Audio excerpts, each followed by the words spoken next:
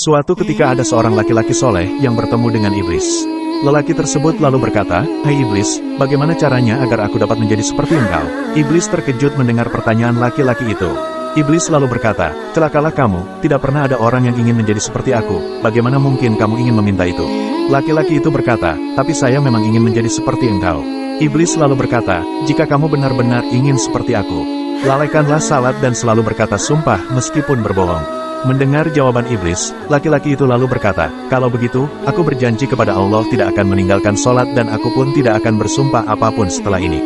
Mengetahui bahwa lelaki itu hanya ingin tahu hal yang disenangi iblis, iblis lalu berkata, "Tidak seorang pun belajar padaku dengan tipuan sedemikian itu, kecuali kamu. Padahal aku telah berjanji kepada Allah, tidak akan memberi nasihat yang baik kepada anak Adam.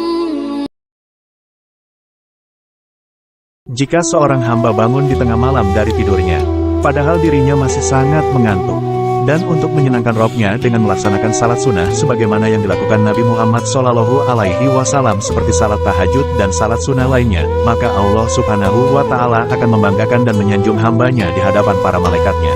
Wahai para malaikat, bukankah kalian melihat hambaku yang bangun dari kenikmatan tidurnya untuk melakukan salat yang tidak mewajibkan atasnya? Wahai para malaikatku, saksikanlah bahwa aku telah mengampuni dosa-dosanya." Hadis riwayat Bukhari dan Muslim.